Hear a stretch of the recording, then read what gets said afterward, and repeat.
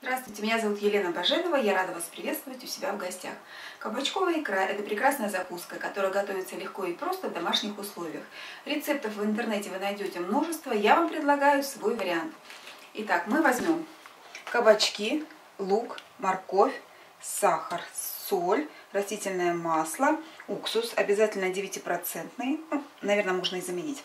Так, и томатную пасту используем. Кетчуп или томатный сок все-таки лучше не использовать, так как они дают еще дополнительную влагу. Нарезаем мелко лук и обжариваем его на растительном масле до золотистого цвета. Пока готовится лук, займемся кабачками. Кабачки мы моем, если они очень большие, мы их разрезаем на части. Вот если смотрим середина с большими косточками и мягкое рыхло, то это надо удалить, срезать эту серединку, убрать. Косточки нам не нужны, они нам всю икру испортят.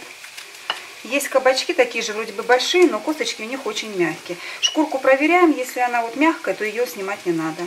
Так, вот мы все почистим. Сейчас еще один кабачок. Можно кабачки нарезать кубиками. Я это делаю, перекручивая через мясорубку. Через терку. Натертые кабачки помещаем в дуршлаг и ставим на миску, для того, чтобы стекла лишний сок кабачковый. Так, теперь перетираем морковь, также на крупной терке. И обжариваем на растительном масле.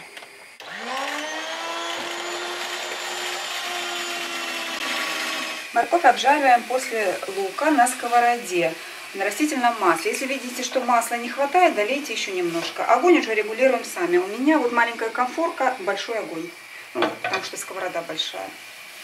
Жарим до прозрачности моркови, так, до мягкости даже скажем. Пока готовится морковь, берем кастрюлю с толстым дном. Вот у меня такая есть, ставим ее на огонь.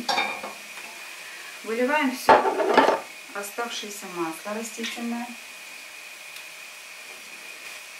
Теперь берем натертые кабачки, выжимаем лишний сок.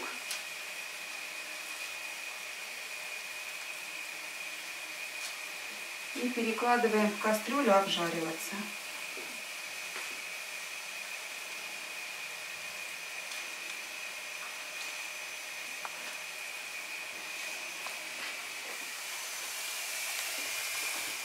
Кабачок стал уже прозрачным, то есть он сварился.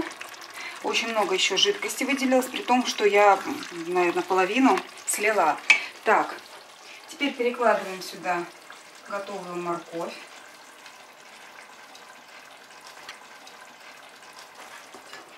Лук. Масло тоже пусть сливается. Перемешиваем и все вместе провариваем минут 5. Овощи закипели, прошло 5 минут. Теперь мне все это надо измельчить при помощи миксера.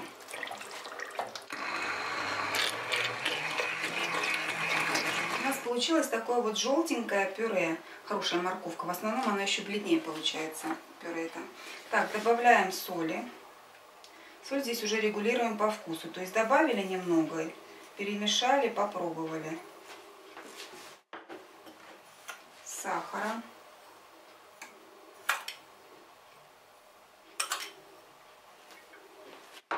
И томатную пасту.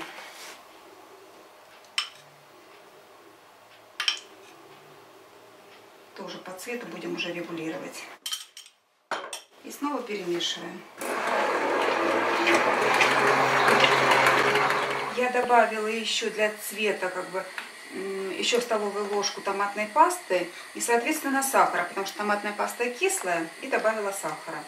Так, все, ставлю на огонь и варю, так, периодически помешивая, минут 20. Пока варится икра, стерилизуем банки и крышки. Крышки у меня там внизу. Так, не забывайте, еще раз повторяю, помешивать, потому что икра, вот она густая, и вот такие вот вулканы происходят, и если не перемешивать, они стреляют, могут забрызгать кухню. Вот, в принципе, у нас икра уже готова. Такую икру можно подавать к столу, то есть не закрывая в баночке.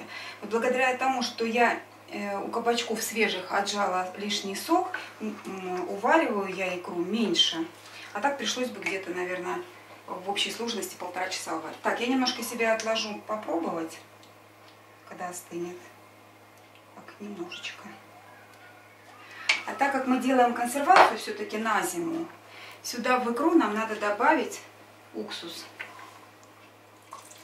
Добавляю уксус, перемешиваю и еще варю, периодически помешивая, минут 20. Готовую икру раскладываем по стерилизованным баночкам.